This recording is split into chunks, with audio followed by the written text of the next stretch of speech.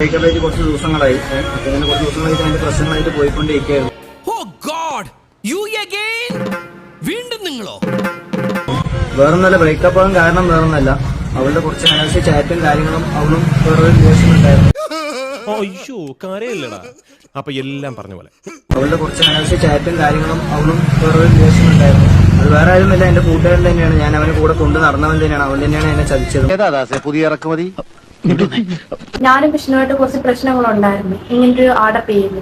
പക്ഷെ അന്ന് അങ്ങനെ ഒന്നും ഇല്ലായിരുന്നു. പിന്നെ ഇവനാണെങ്കിൽ എല്ലാരെ കൊണ്ടും പറഞ്ഞു നടന്ന് ഞാനും അവനും അങ്ങനെ ഒരു കുറച്ച് ബന്ധമുണ്ട്, അങ്ങനെ ഉണ്ട് ഇങ്ങനെ. അതാ നോക്കൂ, മുറ്റത്തൊരു മൈന. ഇവന്റെ വീട്ടുകാരൊക്കെ നോക്കും. ഇവൻ വീട്ടിലൊക്കെ വീട്ടുകാരെ എത്ര നാൾ നോക്കും? അപ്പൊ എങ്ങനെയാ ജീവിക്കാൻ ഉദ്ദേശിക്കുന്നത്? സ്നേഹം കൊണ്ട് വയറിനറിയില്ല. അതന്നത്തെ ചോരത്തിളപ്പിന് ഇപ്പൊ എന്ത് ചോര തണുത്തു പോയാ?